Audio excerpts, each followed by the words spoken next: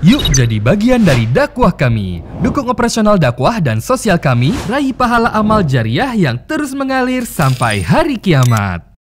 Assalamualaikum warahmatullahi wabarakatuh. Alhamdulillah, wassalatu wassalamu ala rasulillah. Segala puji dan puja kehadirat Allah subhanahu wa ta'ala. Juga salawat dan taslim kepada Nabi besar Muhammad sallallahu alaihi wa ala alihi wa sahbihi wasallam. Baik teman-teman sekalian, kita akan masuk ke bab ke-6, masalah ancaman menerima pemberian tanpa kerelaan hati si pemberi. Artinya, bisa bermakna tidak boleh kita memaksa orang agar dia membantu kita atau memberi kita, ya. Dan di sini ada ancamannya secara khusus.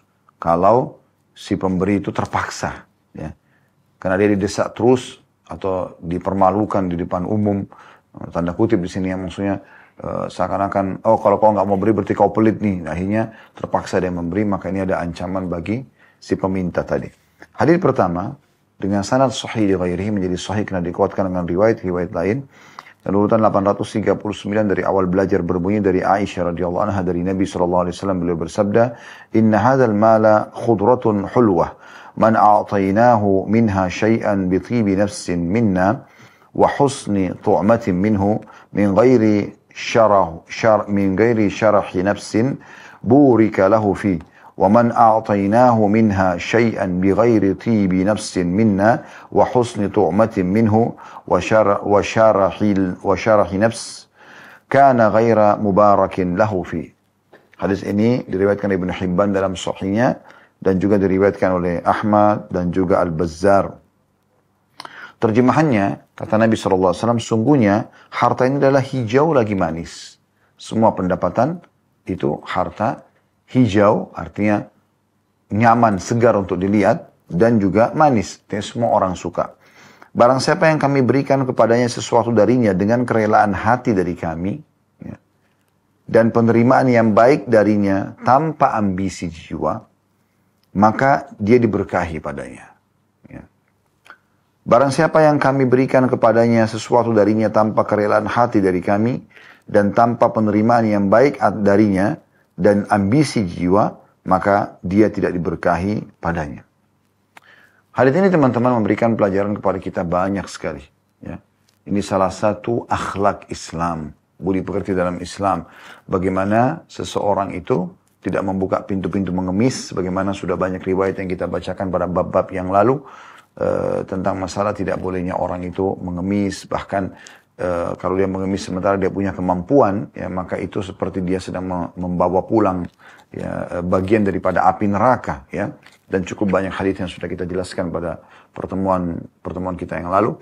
Kemudian teman-teman sekalian, juga ada anjuran agar seseorang itu dermawan, ya, dia berbagi, memberi dengan kerelaan hatinya, ya.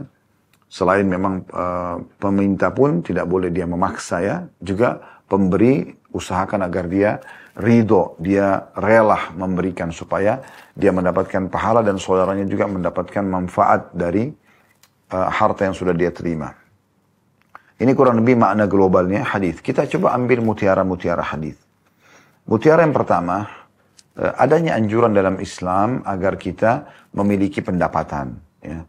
Memiliki harta, tapi tentu sumbernya halal. Sumbernya halal. Kalau halal dibolehkan, ya. Sebanyak apapun harta Anda kumpulkan, tidak ada batasan dalam Islam. Anda boleh menjadi orang terkaya di muka bumi ini. Dan dinukil beberapa orang sahabat, mereka kaya raya.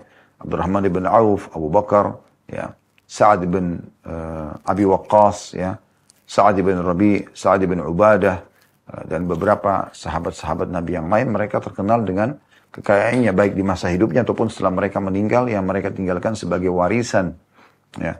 Itu dibolehkan dalam Islam. Jadi tidak ada batasan. Yang penting syaratnya halal. Bahkan ini bagian daripada hal yang dianjurkan dalam Islam agar kita tidak bergantung pada orang. Ya, dengan adanya harta, maka banyak sekali kegiatan-kegiatan agama yang bisa kita, ya, raih pahalanya. Gitu. Contoh misal, kalau saya mau sholat di masjid dekat rumah, kemudian sholatlah saya misalnya, ya. Saya dapat pahala. Kalau saya ingin mendapatkan ekstra pahala, bisa. Bagaimana caranya? Saya coba mengajak siapa yang saya kenal. Tetangga kah, kerabat kah, atau mungkin ada tamu di rumah. Untuk sama-sama ke masjid. Di saat dia ikut ke masjid, maka saya akan mendapatkan selain pahala sholat saya, pahala dia juga karena saya mengajaknya. Nah, ada orang, teman-teman sekalian, mungkin tidak hadir di masjid itu. Tapi dia bukan cuma meraih pahala saya dan pahala teman yang saya ajak tadi. Tapi dia akan meraih pahala imam, pahala muadzin, pahala semua orang yang sholat. Bahkan berjalan ya, selama bangunan masjid itu ada. Siapa mereka? Orang-orang yang menyumbang dengan hartanya. Mereka menyumbang dengan hartanya sehingga akhirnya terbangunlah masjid tersebut. Baik di masa hidupnya dia panen pahala ataupun setelah dia meninggal. Nah, di sini penggunaan harta tepat pada tempatnya. Makanya kata Nabi SAW, ni'ma malus salih biyadi abdis salih. Sesungguhnya sebaik-baik harta yang salih itu maksudnya yang jumlahnya banyak, kualitasnya, ya, sumbernya benar gitu, halal ya. Itu sangat bagus ya di tangan orang yang salih. Karena dia tahu meletakkan pada tempat-tempat yang tepat gitu ya. Membiayai para penuntut ilmu, para ulama, ya, membantu para janda, anak yatim, ya, menyebarkan agama, berjihad dan segala macam ibadah-ibadah yang sudah dianjurkan di dalam agama Islam. Jadi memang ada anjuran dalam Islam untuk itu. Ya. Jadi bukan berarti orang miskin itu tidak benar dalam Islam. Tidak, mungkin ada orang keadaannya Allah uji dengan seperti itu. Tapi umumnya Allah Subhanahu Wa Taala menyuruh kita bekerja. Kita punya pendapatan sendiri sehingga kita mulia, ya, mulia. Dan Nabi SAW mengatakan sesungguhnya Allah mencintai dari seorang hamba yang memakan dari hasil keringatnya sendiri, hasil keringatnya. Dan ketahuilah Nabi Allah Daud makan dari hasil tangannya sendiri. Jadi ini ada anjuran dalam Islam. Dan sudah berulang kali kami mengingatkan dan membacakan tulisan dari seorang syekh ya di Saudi, dan tulisannya cukup menyebar ya, yaitu Abdurrahman bin Ali Al-Askar hafizahullah. Beliau ada satu tulisan yang menarik, al-amal ya ibadallah, artinya bekerja, produktif, kreatif, wahai hamba-hamba Allah gitu ya. Dan beliau mengangkat banyak sekali ya dalil-dalil tentang motivasi masalah ini. Di antara perkataannya yang unik adalah dia mengatakan, faqad hassal Islam, sesungguhnya agama Islam itu telah memotivasi al-mar'u, ya, setiap individu, ala jam'i ma yakutu bihi ahlihi wa iyalihi minal malil halal, ya, agar dia mengumpulkan harta yang cukup untuk membiayai keluarganya, istrinya dan anak-anaknya, ya, dari harta-harta halal. Qala sallallahu alaihi wasallam di Sa'ad bin Abi Waqqas, Nabi SAW telah bersabda kepada sahabatnya Sa'ad bin Abi Waqqas radhiyallahu anhu, innaka intadar warathataka agniya'a khairun laka antadarahum alatan yatakaffafuna nas. Ketahuilah engkau meninggalkan keturunanmu dalam kondisi mereka kaya punya pendapatan, lebih baik daripada engkau tinggalkan mereka dalam kondisi mereka miskin dan mereka mengemis pada orang-orang atau bergantung pada orang-orang. Hadis ini riwayat Bukhari Muslim. Ya. Begitu juga beliau mengatakan wa yaqulu sallallahu alaihi wasallam, dan Nabi SAW juga bersabda, kafa bil mar'i ithman an yudayya man yaqutuh. Sungguh sangat berat hukuman dan beban dosa yang besar bagi orang yang membengkalikan ya siapa yang telah wajib dia nafkahi. Artinya ada motivasi untuk bekerja di situ ya. Lalu beliau mengatakan, ja'al Islam hasan al-insan ala talab hadzal mal bit tariqil masyru'. Islam telah datang memotivasi manusia ya untuk mencari pendapatan harta ini dengan cara yang telah dibolehkan atau disyariatkan. Fahatha 'alal jiddi wal 'amal, dan Islam juga motivasi agar selalu kerja keras ya dan serius. Wa hadzara minal batalati wal kasal, dan Islam menolak ya pengangguran dan sifat malas. Wa fathis subul fi wajhi mubtagir rizqil halal wal malit tayyib, dan Islam juga membuka banyak sekali jalan bagi orang-orang yang mau mencari rezeki halal dan juga harta-harta yang baik. Ya, maksudnya mungkin yang melimpah, yang mencukupi kebutuhan buat diri kita dan juga keluarga. Lalu beliau mengangkat ya, firman Allah Subhanahu wa taala dalam surah Al-A'raf ayat 32 yang bunyinya, a'udzubillahi minasyaitonir rajim, qul man harrama zinatallahi allati akhraja li'ibadihi wat-thayyibati minar rizq. Katakan hai Muhammad, siapa yang berani-berani mengharamkan apa yang telah Allah ya keluarkan untuk hamba-hambanya dari hal-hal yang baik sebagai rezeki. Qul hiya lil ladzina amanu fil hayatid dunya khalisatan yaumal qiyamah. Katakan itu Allah siapkan secara khusus bagi hamba-hambanya yang beriman di dunia maupun juga di akhirat nanti, cuma di akhirat khusus untuk mereka saja. Kemudian juga dalam surah Al-Mulk ayat 15, dalil yang selanjutnya beliau angkat, firman Allah SWT, A'udzu billahi minasyaitonir rajim, huwa alladzi ja'ala lakumul arda dhalulan famshu fi manakibi wa kulu min rizqi wa ilaihin nusyur. Dialah Allah yang telah menjadikan bumi ini terhampar untuk kalian. Maka bersebarlah, jalanlah di muka bumi itu dan makanlah dari rezeki ya, yang sudah Allah siapkan, dan ketahuilah karena akan dikembalikan kepada Allah. Jadi motivasinya sangat banyak ya, menjelaskan tentang masalah anjuran untuk mencari rezeki, ya, menikmatinya gitu. Kemudian juga beliau mengangkat surah Al-Jum'ah. Ya, hari ini kita hari Jumat. Di ayat 10-nya Allah SWT berfirman, A'udzu billahi minasyaitonir rajim. Fa idza qudiyatis shalatu fantashiru fil ardi wabtaghu min fadlillahi wadhkurullaha katsiran la'allakum tuflihun. Artinya kalau kalian sudah selesai mengerjakan salat maka menyebarlah di muka bumi. Untuk apa? Untuk mencari dari karunia Allah. Dan ikutilah itu dengan banyak berzikir kepada Allah agar kalian termasuk orang-orang yang beruntung. Lalu beliau mengatakan, farattabal falah ala talabi rizqil halal.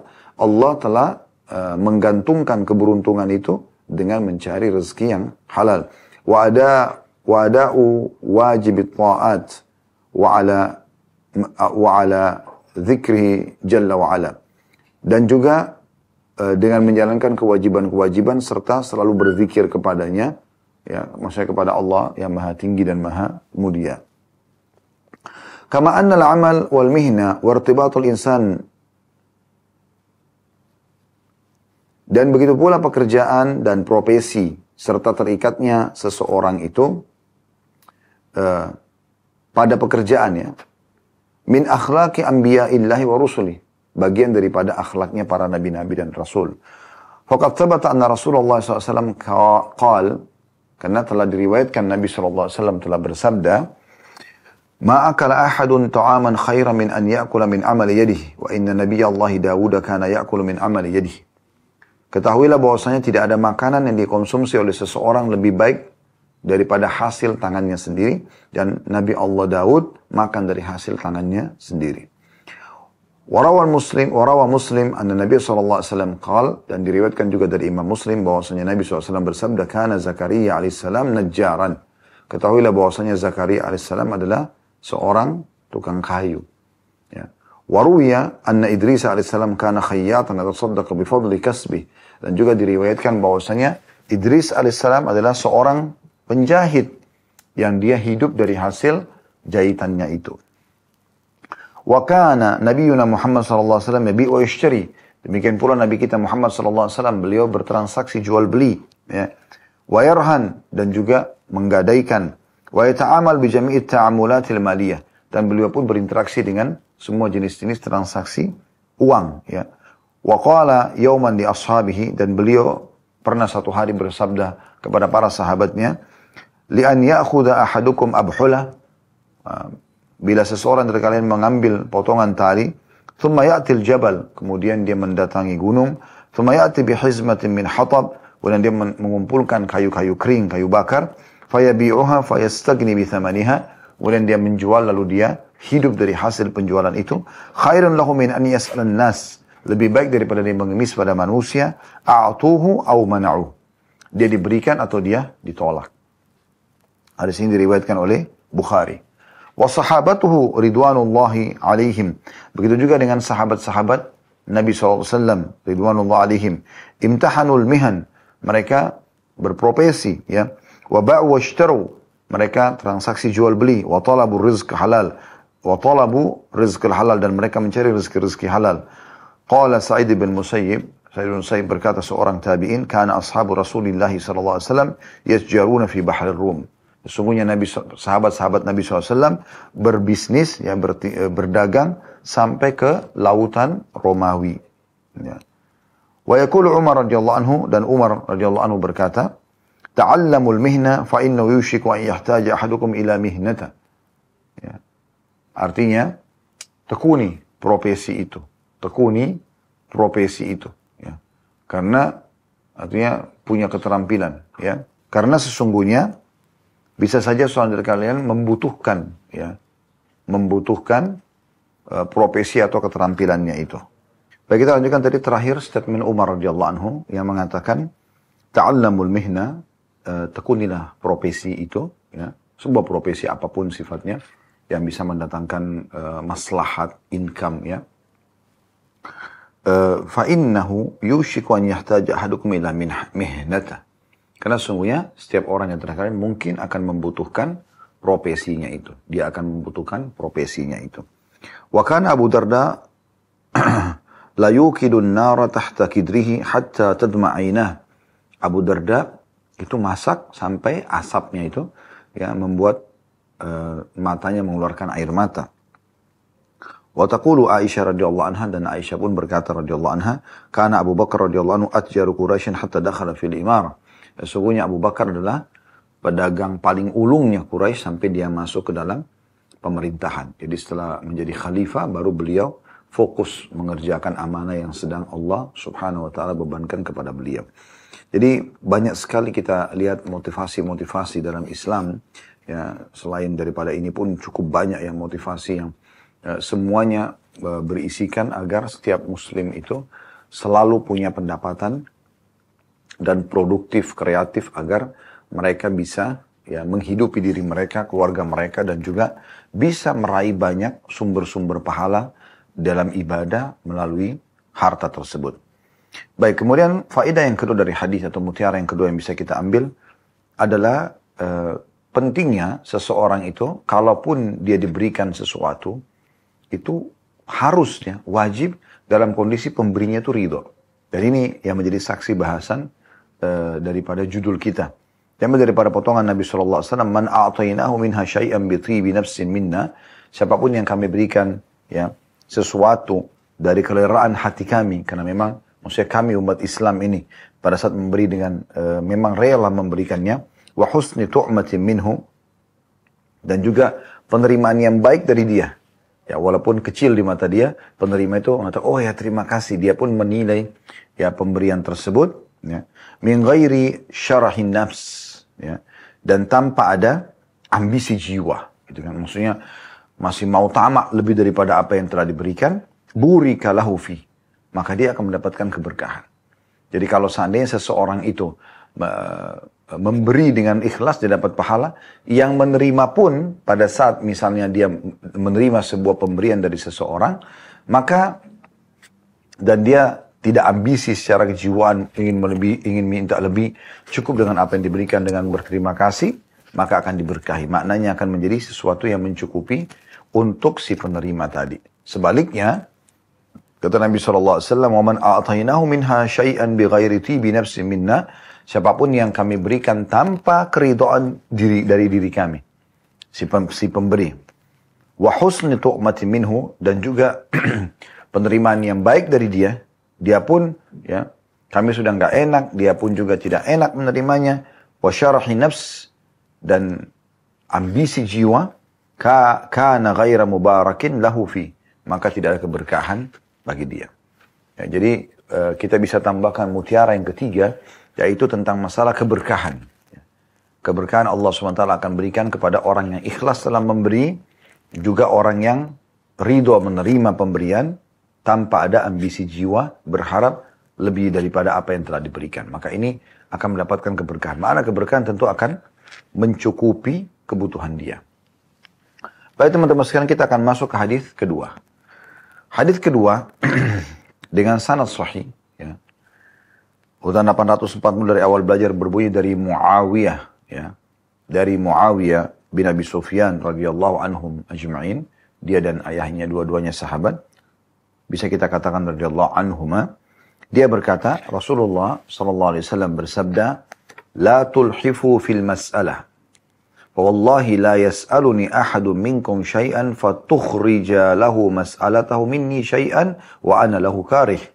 Fayubaraka lahu fima a'taitu." Hadis ini riwayat Muslim, An-Nasa'i, ya, dan Al-Hakim. Dan dia berkata sahih, sesuai dengan syarat keduanya. Maksudnya syaratnya Muslim dan An-Nasa'i. Artinya, janganlah terus-menerus memaksa dalam meminta, kata Nabi SAW.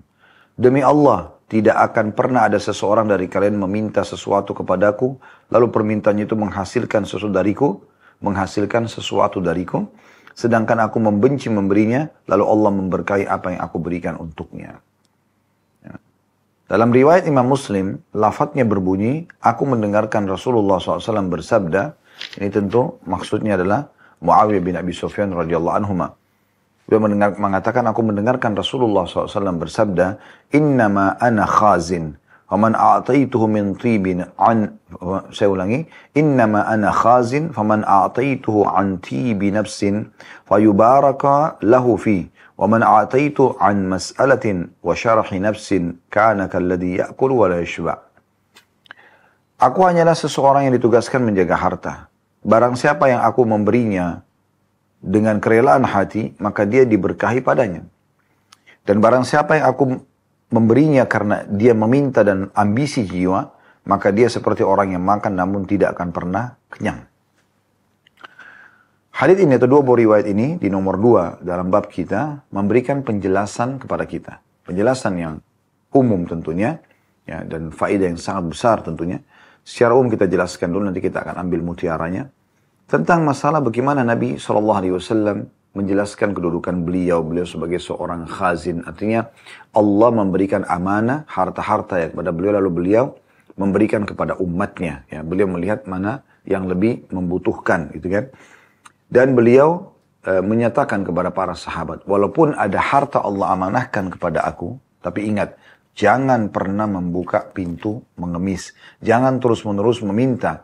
Karena terus-menerus meminta ini bisa membuat orang yang dimintai merasa nggak enak dan terpaksa memberi. Ya. Akhirnya membuat apa yang kita terima itu tidak diberkahi oleh Allah Subhanahu Wa Taala. Ya. Dan di sini ada potongan sabda Nabi SAW, maka dia seperti orang yang makan tapi tidak pernah kenyang. Ini bisa menjadi ini adalah bentuk hukumannya, ya. Atau memang dia akan terus membuka pintu minta-minta dalam hidupnya karena memang dia ya memintanya secara terpaksa atau memaksa dan terus-menerus. Ini makna globalnya. Baik, kita ambil ya pelajaran dari hadis yang pertama, larangan Nabi SAW kepada seluruh umatnya tidak terkecuali untuk meminta-minta. Jadi nggak boleh minta-minta. Mengemis ya, sementara punya kemampuan. Tapi kalau sudah tidak punya, itu lain. Dan sudah kita jelaskan di bab sebelumnya, bagaimana ada keadaan-keadaan tertentu yang dibolehkan seorang muslim untuk meminta. Dibolehkan dia meminta di keadaan-keadaan tertentu gitu ya. Seperti misalnya dia terlilit utang, ya, kemudian keadaan dia punya tanggungan, anak dan istri yang belum makan pada hari itu, ya, sama sekali nggak punya dan bisa saja mereka mati kelaparan, maka dia terpaksa minta, ya. Maka itu keadaan tertentu, mendesak, terputus jalan, dia lagi musafir, dan kehabisan bekal untuk pulang lagi ke kampungnya misalnya. Maka ini teman-teman sekalian, ya, memberikan gambaran kepada kita tentang masalah pentingnya atau bolehnya dia untuk meminta gitu. Ya. Baik, tapi kalau dalam keadaan orang itu masih mampu bekerja, ya sudah kita jelaskan juga di bab-bab sebelumnya, bagaimana gambarannya kalau dia cukup untuk memiliki makan seharian, tidak boleh lagi dia minta. Bahkan ada pendapat sebagian ulama mengatakan kalau dia punya, ya, untuk cukup makan siangnya, maka tidak boleh dia minta, gitu kan.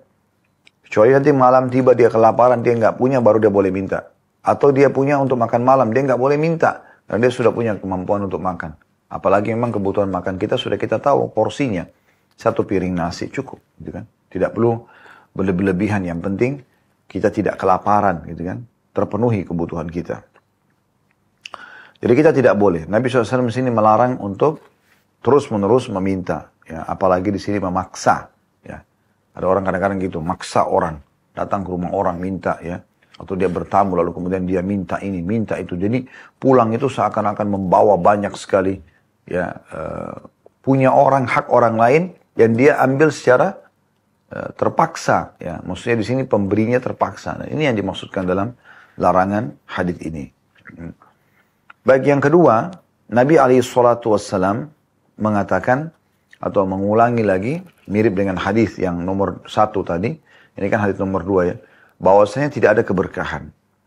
Tidak akan ada keberkahan bagi orang yang meminta atau mengambil sesuatu tanpa keridhaan hati si pemberi. Ya. Oleh itu teman-teman sekalian, akan sangat banyak berkahnya kalau pemberian itu justru memang datang dari pemberi dan dia memang mau memberi itu. Bukan terpaksa. Dan kalau diberikan secara terpaksa, maka tidak ada keberkahan. Ya. Nah ini yang bisa kita ambil pelajaran. Kemudian yang ketiga adalah Nabi SAW di sini menyebutkan innama ana khazin, artinya saya adalah ditugaskan menjaga harta oleh Allah Subhanahu wa taala. Ya, baik itu harta zakat umat, sedekah-sedekah yang dikumpulkan lalu beliau akan membagikan gitu. Oleh karena itu beliau masih mengingatkan, dan ini yang diingatkan adalah orang-orang yang terus datang minta, walaupun ini ada di tanganku, tetap saja kalian jangan terus-menerus meminta. Coba kalian berusaha. Toh juga orang-orang yang berhasil itu punya waktu sama. 24 jam sama. Bukan berarti mereka punya 25 jam atau 26 jam lebih 1 atau 2 jam yang mereka bisa gunakan memang untuk meraih banyak pendapatan. Tapi tidak, waktunya sama dengan kita. Ya, sama juga punya otak, sama punya 2 mata, sama punya 2 kuping, punya 2 tangan. Potensinya sama. Tinggal mau atau tidak kita ya bekerja dan akhirnya menghasilkan atau produktif agar kita bisa membiayai hidup kita tentunya. Baik, kita akan masuk teman-teman hadis ketiga dengan sanad sahih urutan 841 dari awal belajar berbunyi dari Ibnu Umar radhiyallahu anhuma, dia berkata Rasulullah sallallahu alaihi wasallam bersabda, la turhifu fil mas'alah fa innahu man yastakhriju minna biha syai'a lam yubarak lahu fi. Ya, kurang lebih mirip dengan makna-makna hadis sebelumnya. Hadis ini disebutkan oleh Abu Ya'la dan rawi-rawinya dijadikan hujjah, maksudnya bisa dijadikan sebagai rujukan dalam as-sahih. Terjemahannya, janganlah kalian, kata Nabi SAW, meminta terus-menerus, dalam kurung memaksa. Karena barang siapa yang mendapatkan sesuatu dari kami, barang siapa yang mendapatkan sesuatu dari kami, dengannya, maksudnya dengan cara memaksa tadi, maka dia tidak akan diberkahi padanya. Ya, sudah jelas. Jadi, kesimpulan daripada hadis-hadis ini, kalau ada orang yang sengaja minta-minta secara paksa, tidak akan berkah. Sebanyak apapun yang dia dapatkan, tidak akan pernah cukup bagi dia. Sebaliknya kalau ada orang diberikan karena memang dari hati sukarela dari pemberi, dan dia pun menerimanya dengan berterima kasih, ya, maka akan diberkahi, artinya akan sangat mencukupi kebutuhan dia. Hadits keempat dengan sanad sahih masih di bab yang sama, urutan 842 dari awal belajar berbunyi dari Jabir bin Abdullah radhiyallahu anhuma. Dia berkata Rasulullah sallallahu alaihi wasallam bersabda, "Inna rajula ya'tini fayas'aluni fa'utihi fayantaliqu wa ma yahmilu fi hudnihi illa an-nar." Hadis ini diriwayatkan Ibnu Hibban dalam sahihnya. Artinya, sesungguhnya seseorang laki-laki datang kepadaku meminta, lalu aku memberinya, kemudian dia pergi. Dia tidaklah membawa di pangkuannya kecuali api neraka. Yang dimaksud di sini tentu dari hadis ini makna globalnya, siapapun yang datang minta secara paksa atau dia berbohong ya, tentang keadaannya lalu diberikan, maka sebenarnya dia sedang membawa di pangkuannya api neraka. Ya, jadi bukan nikmat yang sedang dia bawa itu, apakah makanan, pakaian atau minuman, ini bukan nikmat, tapi malah siksaan yang akan datang kepada dia. Nah, oleh karena itu, masuk dalam makna hadis ini juga, maka kalian jangan terus-menerus meminta, kecuali dalam keadaan darurat, atau memang kalian diberikan karena keridhaan dari hati orang yang mau memberi. Pelajaran dari hadis ini yang bisa kita ambil yang pertama adalah anjuran agar seorang muslim itu tidak meminta-minta, ya, apalagi memaksa dan dalam kondisi dia mampu. Kemudian yang kedua, adanya ancaman dengan api neraka bagi orang-orang yang meminta-minta sementara dia punya kemampuan.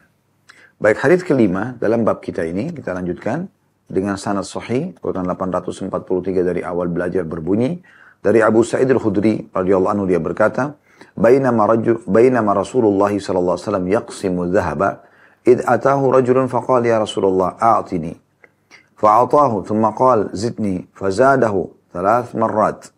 ثم ولى مدبرا فقال رسول الله صلى الله عليه وسلم يأتيني الرجل فيسألني فأعطيه ثم يسألني فأعطيه 3 مرات Thumma yuwalli mudbiran wa qad ja'ala fi thawbi naran idza qalaba ila ahli.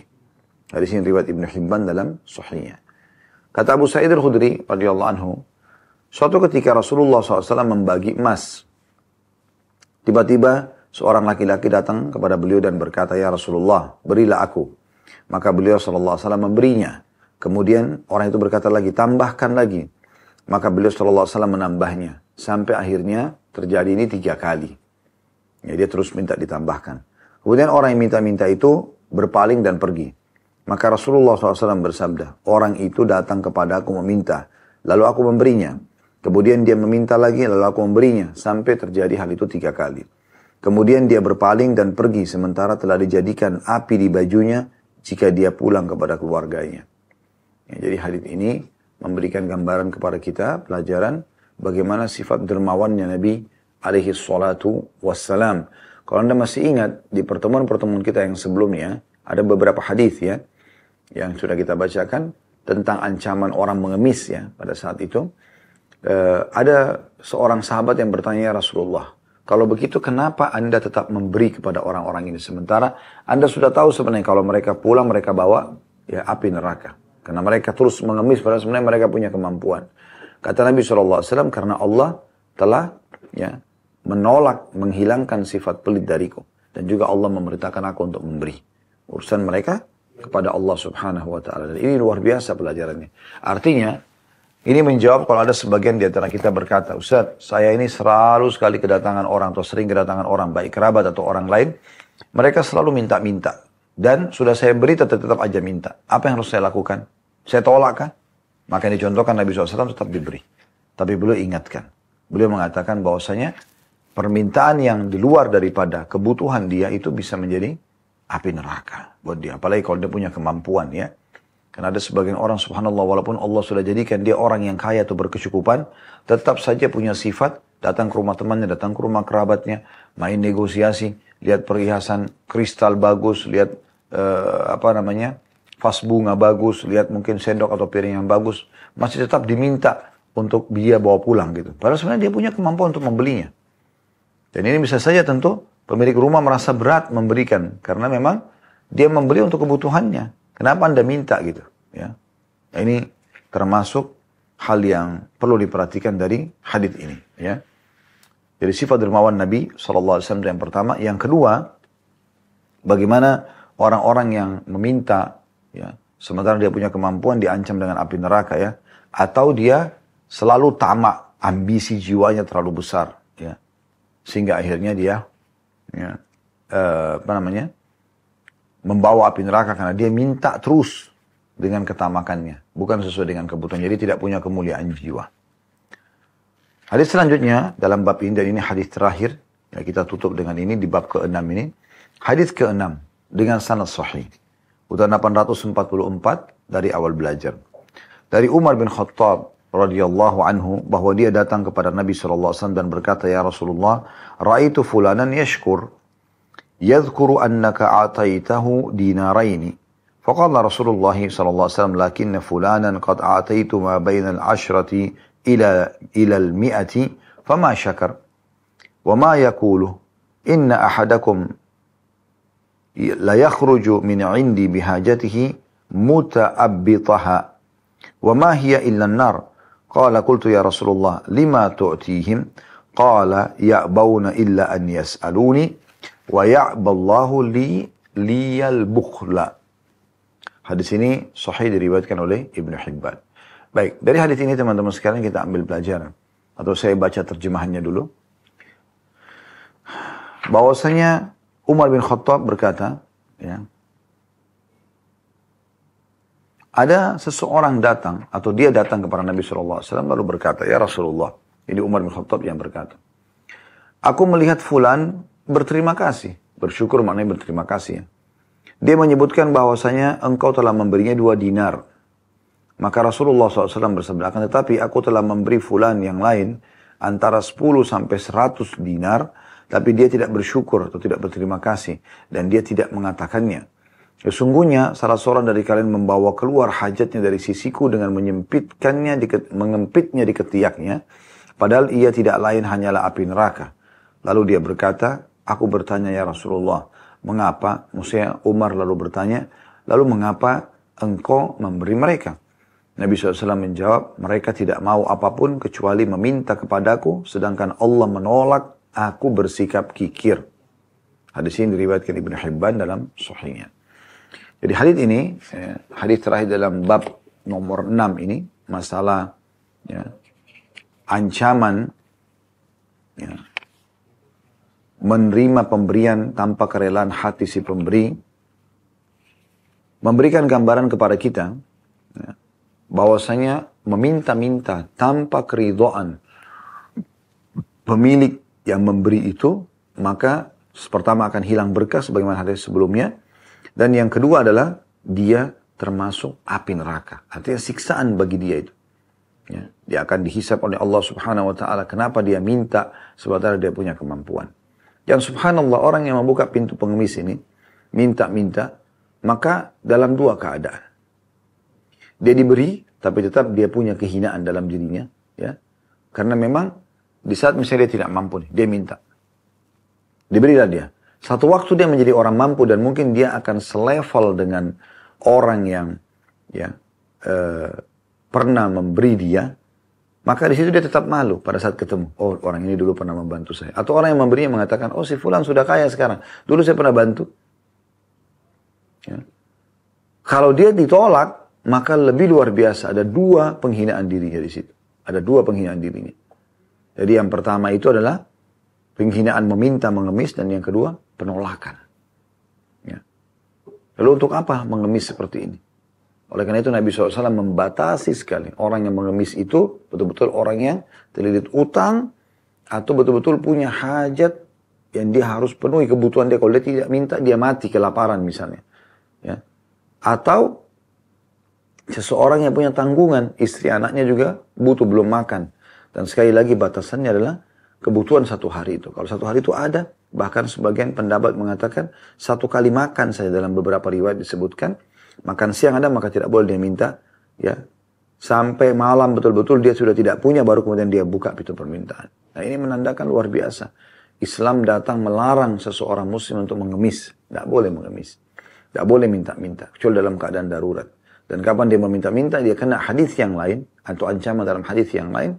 Siapa yang membuka pintu minta-minta, atau tidak ada seseorang yang membuka pintu minta-minta, kecuali Allah akan bukakan baginya pintu kemiskinan. Ya, kemiskinan ini. Ya. Dan tidak ada orang yang menjaga kemuliaan dirinya kecuali Allah akan bukakan baginya pintu kekayaan. Oleh karena itu seorang muslim harus lebih hati-hati dalam masalah-masalah seperti ini. Baik, pelajaran yang pertama dari hadis, ya, keutamaan orang yang bersyukur kepada Allah SWT dan berterima kasih pada manusia yang telah membantunya. Dan ini kalau bersyukur kepada Allah disebutkan dalam surah Ibrahim, ayat yang masyhur. A'udzubillahi minasyaitonirrajim, la in syakartum la azidannakum. Kalau kalian bersyukur pasti saya akan tambah. Wala in kafartum min adzabi lasyadid. Kalau kalian kufur maka siksaku sangat pedih. Juga itu tadi berterima kasih pada Allah. Kalau berterima kasih pada manusia adalah sabda Nabi SAW. Man lam yashkurun nas la yashkurullah. Siapa yang tidak berterima kasih pada manusia maka belum berterima kasih pada Allah, gitu ya. Jadi kita disuruh berterima kasih memang pada orang yang telah berbuat baik pada kita. Ingat selalu statement Umar radhiyallahu anhu yang luar biasa. Beliau mengatakan, aku akan terus mengenang dan berterima kasih pada satu orang yang mengingatkan tentang satu kekuranganku. Jadi jangankan diberikan satu kebutuhan. Kalau ada satu kekurangan aja nih, ya, yang mungkin dengan saya diingatkan akhirnya saya tidak lagi terjerumus dalam kekurangan atau kesalahan tersebut, ya, maka saya akan mengenang seumur hidup saya. Ali radhiyallahu anhu mengatakan, aku akan siap mengabdi pada seseorang yang mengajarkan kepadaku satu huruf. Ya, apalagi kalau sampai memberikan nasihat-nasihat yang sangat banyak atau mengubah hidup kita. Berapa banyak orang yang tidak tahu berterima kasih, mereka tidak pernah mau menilai kebaikan-kebaikan orang. Bahkan dilupakan begitu saja. Dulu saat butuh, datang. Ya, minta nasihat jangan macam. Begitu dia punya kedudukan, melupakan. Ya, ini orang yang tidak berterima kasih pada manusia. Ya, kita harus berterima kasih pada semua orang yang pernah berjasa dalam hidup kita. Bermula dari kedua orang tua kita, kemudian siapapun dari kerabat-kerabat kita atau saudara-saudara kita, kemudian ke guru-guru kita, ya, yang telah mengajarkan kepada kita banyak hal, juga kepada sahabat-sahabat atau orang-orang di sekitar kita yang terus-menerus tidak pernah bosan tentunya untuk memberikan masukan-masukan positif kepada kita. Baik, kemudian pelajaran yang keluar dari hadis ya, selain daripada anjuran untuk bersyukur kepada Allah dan berterima kasih pada manusia, yaitu ancaman bagi orang-orang yang justru tidak berterima kasih, sebaliknya.